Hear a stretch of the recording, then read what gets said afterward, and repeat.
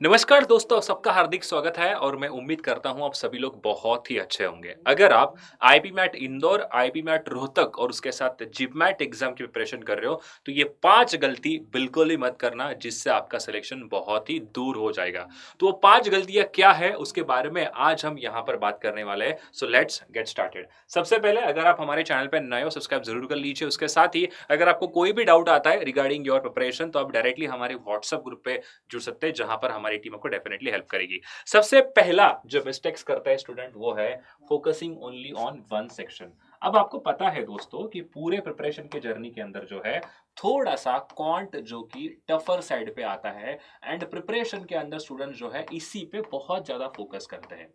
या ऐसा भी होता है किसी को मान लो इंग्लिश काफी अच्छा लगता है पढ़ाई करने में, या तो उनका इंग्लिश अगर स्ट्रांग है तो हमेशा वो इंग्लिश की प्रिपरेशन ही करता रहेगा। ऐसा नहीं है।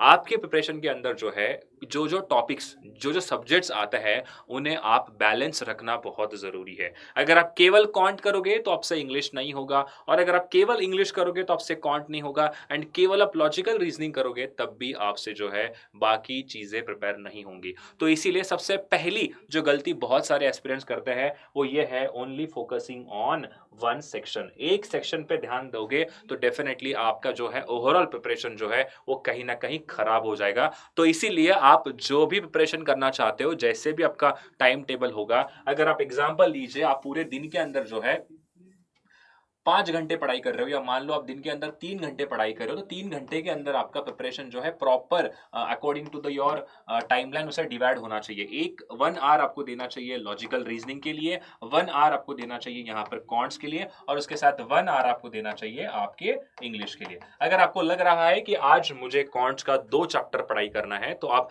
वहां पर इंग्लिश को एक दिन के लिए आप स्किप कर सकते हो, मतलब उस दिन आप नहीं पढ़ो, कोई प्रॉब्लम नहीं है। अगर आपको ऐसा लगता है कि मुझे आज पूरा कॉन्ट ही पढ़ना है, आज मेरा पूरा मन है क्वांट्स के 3-4 चैप्टर खत्म करने का, तो एक साथ बैठ के आप कर सकते हो, बट इसे ज्यादा ट्राई मत करना। एक बार आपने अगर पढ़ लिया उसके बाद आपको उसको प्रैक्टिस पे लगाना है, अगेन दूसरा चैप्टर वहां पे आपके सामने आ जाना चाहिए। तो ये याद रखिए, आपकी जो प्रिपरेशन होगी वो बैलेंस्ड होनी चाहिए। अगर बैलेंस नहीं रखोगे, केवल एक ही पे फोकस करोगे, तो कहीं ना कहीं आपसे बहुत सारा जो है मिस्टेक्स हो जाएंगे, और आगे जाके आपकी प्रिपरेशन के अंदर थोड़ा सा लगेगा कि मेरा लॉजिकल रीजनिंग तो रह गया, मेरा कॉन्ट्स के अंदर ही चैप्टर तो रह ही गया, इसको मैंने और पे रखा था और एग्जाम में जाके उसी क्वेश्चन ज्यादा आ गए।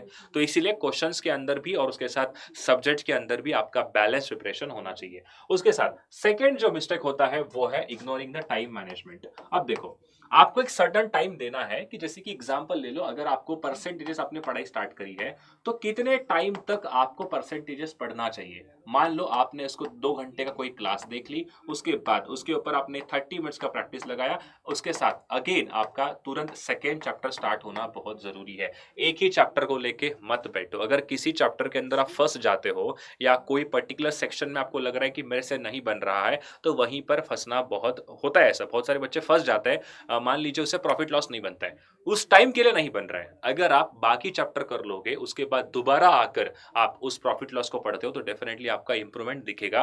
तो इसीलिए टाइम मैनेजमेंट बहुत जरूरी है। अब टाइम मैनेजमेंट कहां पर आता है, देखो मेन इंपॉर्टेंटली आता है वो है आपके एग्जाम हॉल के अंदर। आपको एक क्वेश्चन के अंदर जो है, एक क्वेश्चन अगर आपको सॉल्व करना है तो विद इन 1 मिनट या मैक्सिमम 1 मिनट 30 सेकंड्स के अंदर आपका क्वेश्चन सॉल्व होना जरूरी है विद एक्यूरेसी। तो आपको स्पीड के साथ एक्यूरेसी भी मेंटेन करके बहुत जरूरी है। अगर आप स्पीड पे काम नहीं करोगे, अगर आपको ऐसा लगता है कि मेरे से चैप्टर जो है वो आराम से हो जा रहा है, मैं तो एकदम आराम से क्वेश्चन बना रहा हूं, आपको टाइमिंग के साथ अगर आपका रिलेशन ही नहीं बन पा रहा है, अगर मान लो आपने क्वेश्चंस 50 बनाए, 50 क्वेश्चन बनाने के लिए आपने 3 घंटे लगाए, क्या प्रॉब्लम, मतलब क्या इसमें मतलब बड़ी बात है क्या? बहुत बड़ी बात हो जाएगी ना। मतलब क्या है कि आपने 50 क्वेश्चन 3 घंटे बनाए। यार ये स्टार्टिंग में ठीक है, अगर आप नए नए हो, अगर आपको जस्ट आपकी प्रिपरेशन स्टार्ट हुई तो तब ओके है। उसके बाद आपका गोल होना चाहिए वो 50 क्वेश्चंस अगर मुझे दोबारा सॉल्व करने हैं या उसी की जैसे मुझे 50 क्वेश्चन सॉल्व करने हैं, तो मैं मैक्सिमम 60 मिनट्स के अंदर वो 50 क्वेश्चन सॉल्व कर लूं, जिसपे क्या है आपकी स्पीड बढ़ेगी और आपको टाइम को लेकर मैनेजमेंट बहुत उसको है सीख जाओगे। ठीक है, तो ये सेकंड मिस्टेक आपको कभी नहीं करनी है। उसके साथ तीसरी मिस्टेक होता है वो है कॉपिंग अदर स्ट्रेटेजी। देखो यूट्यूब के ऊपर बहुत सारे एजुकेटर्स जो है आपको स्ट्रैटेजी बताते हैं, उसके साथ बहुत सारे स्टूडेंट्स भी होंगे जिनके यूट्यूब पे जो है चैनल्स बने होते हैं। वो कहेगा कि मैंने ऐसे फॉलो किया था। अब एग्जांपल ले लो, उस स्टूडेंट ने कहा कि मैंने क्वांट्स का जो है केवल डेली मैंने 1 ही घंटे की प्रिपरेशन करी है। डेली 1 घंटा मैंने पढ़ा है। अब आपको ये लगेगा कि उसने 1 घंटा पढ़ा है, हो सकता है उसके 10th के कॉन्सेप्ट स्ट्रांग होंगे, क्लियर है? हो सकता है उसने एनसीईआरटी पहले ही खत्म कर दी होगी, क्योंकि एनसीईआरटी आपका सबका बेस होता है। अगर उसने एनसीईआरटी पहले ही खत्म किया है तो उसका इसका मतलब ये बन जाता है उसका बेस काफ़ी अच्छा है। तो अगर उसने वो चीज़ फ़ॉलो करी है तो इसका ज़रूरी नहीं है कि आपको भी वो चीज़ फ़ॉलो करनी चाहिए। उसको लगा कि ये सही था। अगर आपके पास मान लो 4 से 5 महीने का टाइम बचा है, उस 4 से 5 महीने के अंदर आप 8, 9, 10th क्लास का एनसीईआरटी पढ़ते बैठोगे तो कहीं न कहीं आपको टाइम लगेगा ना। तो उससे अच्छा क्या है, किसी एजुकेटर का वीडियो देख लो जहाँ पर उसने प्रॉपर तरीके से बताया होगा। एक चीज़ और ये भी होती है, कोई ये कहेगा कि मैंने एक टाइम पे एक ही सब्जेक्ट पढ़ा है। मतलब मान लो आज मंडे है और मैंने मंडे पे केवल और केवल मैंने इंग्लिश ही पढ़ाई की है। अब अगर आपको इंग्लिश को लेकर थोड़ा-सा बोरिंग सा लगता है कि मुझे इंग्लिश पढ़ने का मन नहीं कर रहा है, तो आप इसे कैसे फॉलो करोगे? फॉलो करना मुमकिन नहीं है, मतलब नामुमकिन है। अगर किसी ने चीज़ फॉलो करी है, वो उसी के लिए केवल फॉलो हुई है और उसने उस टाइम के अकॉर्डिंग, उस टाइम ज़ोन के अकॉर्डिंग, उस सिचुएशन के अकॉर्डिंग उसने उस चीज़ को लेकर स्टार्ट किया था। ज़रूरी नहीं कि वो भी आपके साथ सही हो। हो सकता है उसने जो फॉलो किया था आपको फ़ायदा हो, बट आपको एग्ज़ैक्ट कॉपी नहीं करना है। थोड़ा-सा अपने टाइम के अकॉर्डिंग, अपने चैप्टर के अकॉर्डिंग अपना एक मॉक लगाओ। मॉक के बाद आपको समझ में आ जाएगा कि मुझे चैप्टर के अंदर कितना अभी क्लैरिटी लेकर आनी है, कौन से क्वेश्चंस मुझे इसके अंदर नहीं बन रहे। तो ये प्रॉपर तरीके से मैनेजमेंट आपको सीखना पड़ेगा। डायरेक्टली किसी का स्ट्रैटेजी कॉपी करोगे तो कहीं न कहीं आप आगे जाने के बाद आपको समझ में आएगा मेरे से तो बन नहीं रहा है। उसने कहा कि मैंने डेली 20 क्वेश्चन प्रैक्टिस करे और ये मैंने हफ्ते में 2 ही दिन किया। अगर किसी ने कहा कि 20 क्वेश्चन प्रैक्टिस कर रहा था, अब आपका बहुत कुछ चैप्टर के बेसिक्स कवर नहीं हुए, तो ये कैसा पॉसिबल है आपको स्ट्रैटेजी फॉलो करना? उसने कहा था क्योंकि उसके लिए उस टाइम पे वो चीज़ चल गई। ज़रूरी नहीं है वो आपके साथ भी चल जाए। इसीलिए किसी की भी स्ट्रैटेजी डायरेक्टली आपको कॉपी नहीं करना चाहिए। उसके साथ नेक्स्ट इंपॉर्टेंट है वो है इनकंसिस्टेंट रहना प्रिपरेशन के अंदर। ये बहुत गलती करते हैं, बहुत सारे स्टूडेंट करते हैं। होता क्या है देखो, अभी क्या है आपका आईपी मैट आपके दिमाग में चल रहा है। कुछ समय के बाद आपको ऐसा आ जाएगा कि किसी ने कहेगा कि अरे जेडबल भी ट्राई कर लो, कोई कहेगा आपको सीए भी ट्राई कर लो, या तो आपको देना है फाउंडेशन, कोई कहेगा आपको नीट ट्राई कर लो। बहुत सारे लोगों के मन में जो है आपके आइडियाज डालते रहेंगे। क्या हमें सबका सुनना है क्या? नहीं दोस्तों, देखो अगर आपने एक बार गोल सेट किया है ना कि मुझे आईपी मैट ही निकालना है करके, तो उसी के पीछे रहो।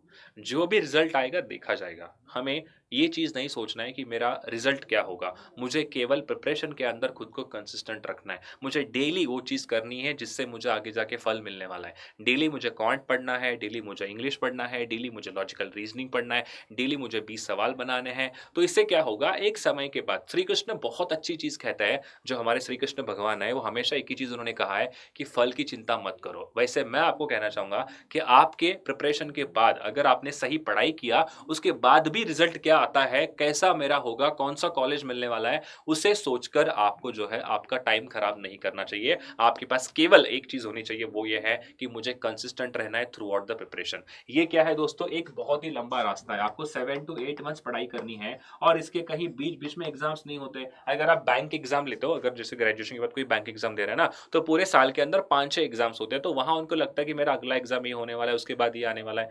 आपका एक ही एग्ज़ाम होगा जो पूरे साल के अंदर आपको प्रिपरेशन करनी पड़ती है। तो इसीलिए मैं कहना चाहूँगा आप सभी से कि आपको कंसिस्टेंट रहना बहुत ज़रूरी है। बीच-बीच में मान लो अभी दिवाली आ रहे हैं। दिवाली के अंदर आपने 8-10 दिन का पूरा टाइम वेस्ट कर लिया। इससे क्या होता है, देखो दिवाली ज़रूरी है, सबको मनानी चाहिए। हर एक को दिवाली के ऊपर जो है बच्चों का होता है कि मुझे पूरे साल भर हम वेट करते हैं मेरा दिवाली आ जाए, मैं ये करूँगा, वो मेरे फ्रेंड्स आएँगे, सभी मेरे गाँव के दोस्त आएँगे जिसको जाके मिलूँगा मैं, उनके साथ टाइम स्पेंड करूँगा।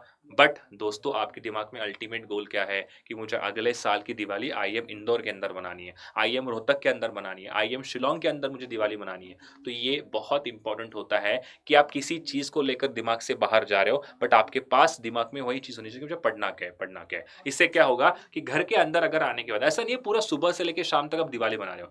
1 डेढ़ घंटा तो मिलता होगा ना, तो उसमें क्या लगा लिया, 20-30 क्वेश्चन प्रैक्टिस कर लिए। ये होता है कंसिस्टेंट। कहीं न कहीं आपको सैक्रिफाइस तो करने पड़ेंगे अगर आपको बहुत ही ऊँचे लेवल पे पहुँचना है तो। तो ये 4th मिस्टेक कभी मत करना, कंसिस्टेंट रहना हमेशा आपके प्रिपरेशन के अंदर। और उसके साथ ही मेन है वो है मॉक के एनालिसिस को स्किप करना। अब देखो मॉक्स हम क्यों लगाते हैं? बेसिकली आपने मान लो 20 डेज तक रिगरस प्रैक्टिस करी किसी चैप्टर के ऊपर। आपने सिलेक्ट किया कि मुझे आगे जाके 7 चैप्टर्स अच्छे से प्रैक्टिस करने हैं एंड प्रैक्टिस करने के बाद आपने उसके ऊपर एक मॉक लगाया, सेक्शनल मॉक लगाया या तो आपने टॉपिक टेस्ट लगाए और उस टॉपिक टेस्ट सेक्शनल मॉक को आपने रिवाइज ही नहीं किया, आपने देखा ही नहीं कि उसके अंदर मेरा एनालिसिस कैसा है, उसके अंदर मैंने कौन से क्वेश्चंस गलत किए। होता है ऐसा कभी-कभी ये है कि जो प्रिपरेशन आपने करी थी, जो प्रैक्टिस आपने यहाँ पर चैप्टर की लगाई थी, उसमें से कुछ क्वेश्चंस हो सकता है आपसे छूटे होंगे। वो डायरेक्टली आपको मॉक के अंदर दिखे होंगे, आपको समझ में आएगा कि अच्छा ऐसे भी क्वेश्चन आते हैं क्या? ऐसा इसके ऊपर ही क्वेश्चन पूछ सकते हैं क्या? ऐसा क्वेश्चन आता है क्या?